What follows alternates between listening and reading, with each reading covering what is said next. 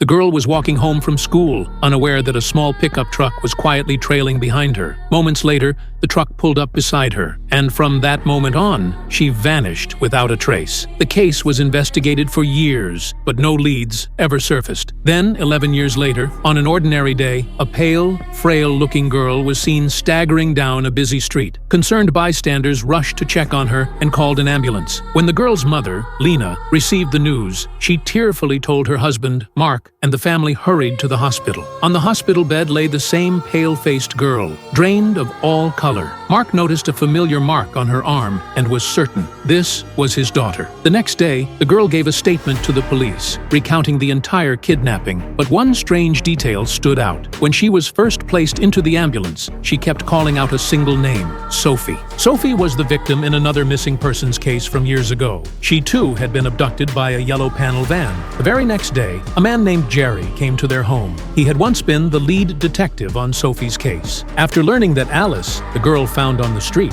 and Sophie had once been held captive together, he traveled all the way from France to investigate further. Alice told Jerry that she had escaped from a basement. She'd wanted to take Sophie with her, but Sophie had been tortured so severely she could no longer walk. Jerry then asked her if they returned to the forest, could she find the place she had escaped from? Alice's answer was full of inconsistencies. With years of investigative experience, Jerry quickly sensed something was off. He began observing her closely and noticed a nervous tic she displayed when under stress. It caught his attention because back when Sophie was still in school, security footage had shown her making the exact same gesture when nervous. A thought began to take shape in Jerry's mind. Perhaps the girl they had found wasn't Alice at all, but Sophie, missing for all these years.